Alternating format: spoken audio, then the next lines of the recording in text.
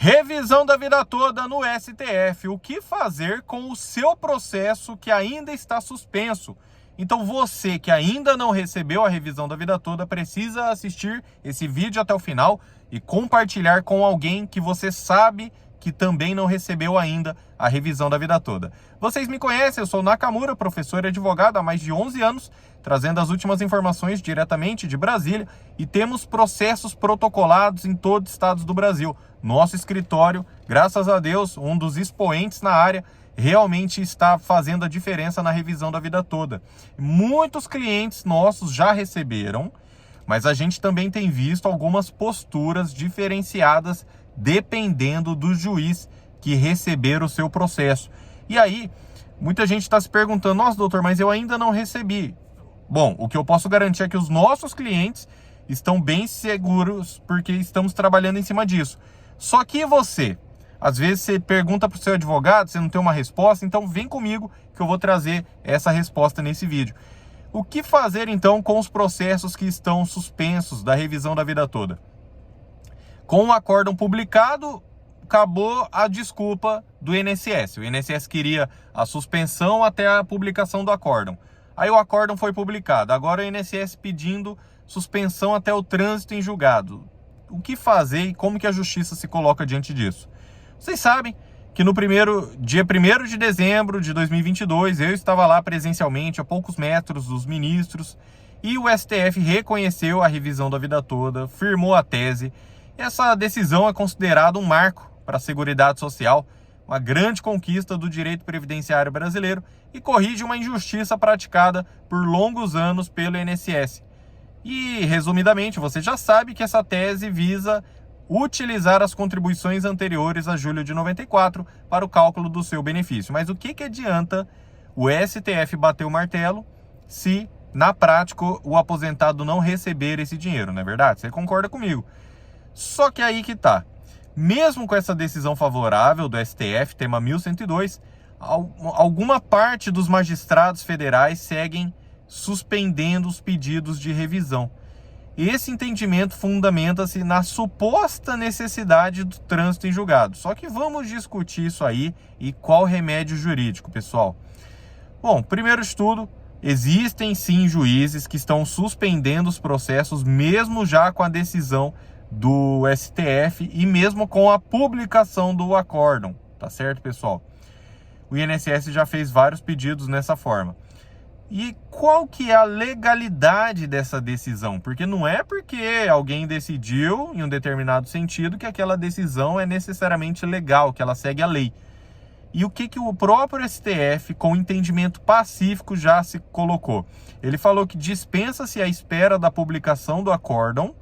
Então, mesmo assim, já aconteceu a publicação do acórdão, mas também não precisa o trânsito em julgado para o cumprimento imediato das suas decisões, quando elas tiverem repercussão geral, como foi o tema 1102 do STF. Então, por base no princípio da eficiência, né, que prioriza a celeridade, a rapidez na prestação jurisdicional. O que é essa prestação jurisdicional? Bom, quando você entra com processo, você está querendo corrigir uma injustiça e você quer uma prestação da justiça, uma prestação jurisdicional. Quando você entra com processo e ele fica suspenso por muito tempo, então a prestação da justiça está sendo falha, né? Ué, você está esperando. E aí você viu que saiu no STF, mas você ainda não está recebendo, então essa prestação jurisdicional está sendo falha. Então o que o STF já decidiu anteriormente? Que assim que ele bateu o martelo na questão que tenha repercussão geral, como é o caso da revisão da vida toda, essas decisões já devem ser imediatamente aplicadas. Então, condicionar a retirada da suspensão dos processos ao trânsito em julgado da decisão vai contra o que o STJ e STF já decidiu. Olha só, vamos trazer um voto aqui do ministro Celso de Mello. Ele negou uma reclamação contra uma decisão do Tribunal Regional Federal da Terceira Região, que aplicou o entendimento do STF antes do trânsito em julgado. O que aconteceu? O juiz, ele seguiu o entendimento do STF, ele falou, olha, não precisa esperar o trânsito em julgado, e aí o pessoal fez uma reclamação, né, entendendo que isso ia contra uma súmula ou jurisprudência do STF.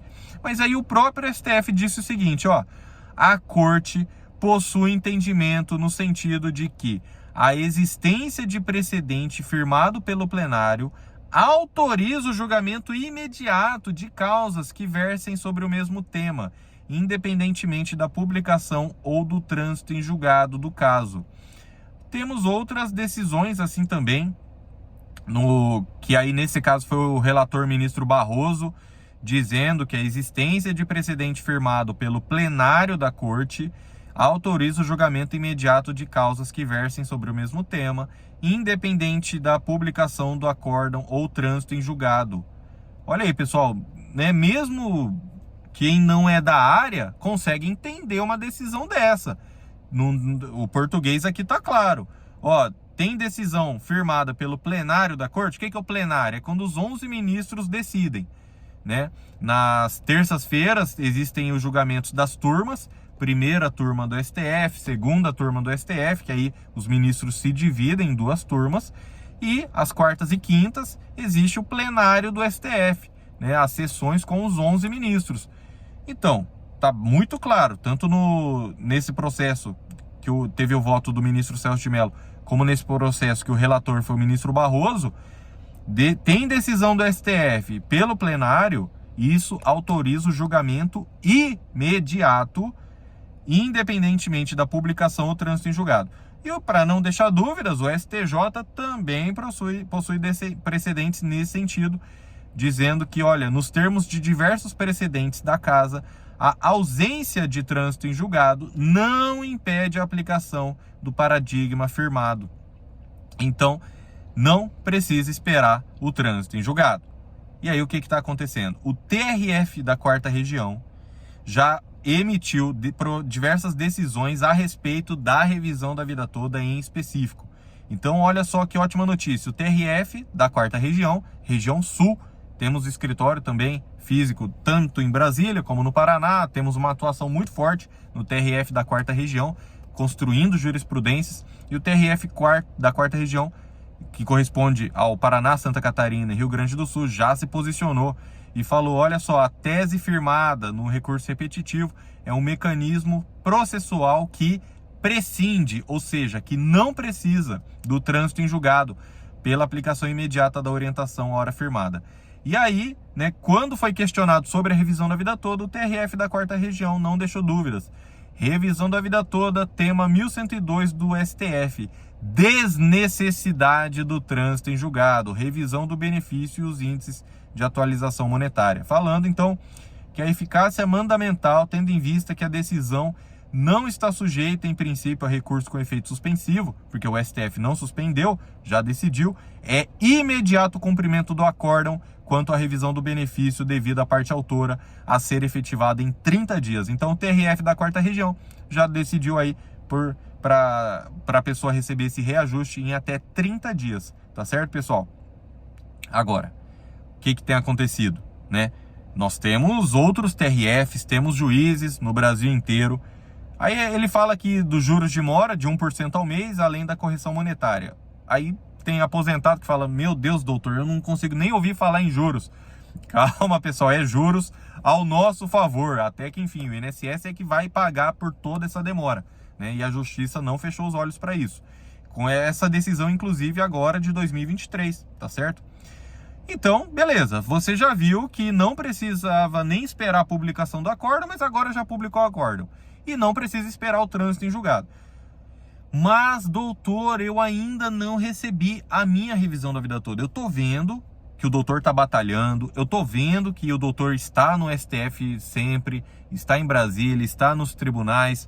Só que, o que fazer com o meu processo que eu não recebi? Né? Eu entrei com outro advogado aqui, eu quero saber o que está acontecendo. Então, calma, pessoal. Você já sabe que não precisa esperar trânsito em julgado, beleza. Mas é o que eu falei, a justiça só se efetiva na prática quando você recebe. E o que fazer com os juízes, né, nos processos aí que estão ainda esperando, que ainda estão com processo suspenso? Qual que é o recurso cabível, pessoal? O pedido deve ser feito de prosseguimento do feito, conforme entendimento pacífico dos tribunais superiores. Olha aí, pessoal.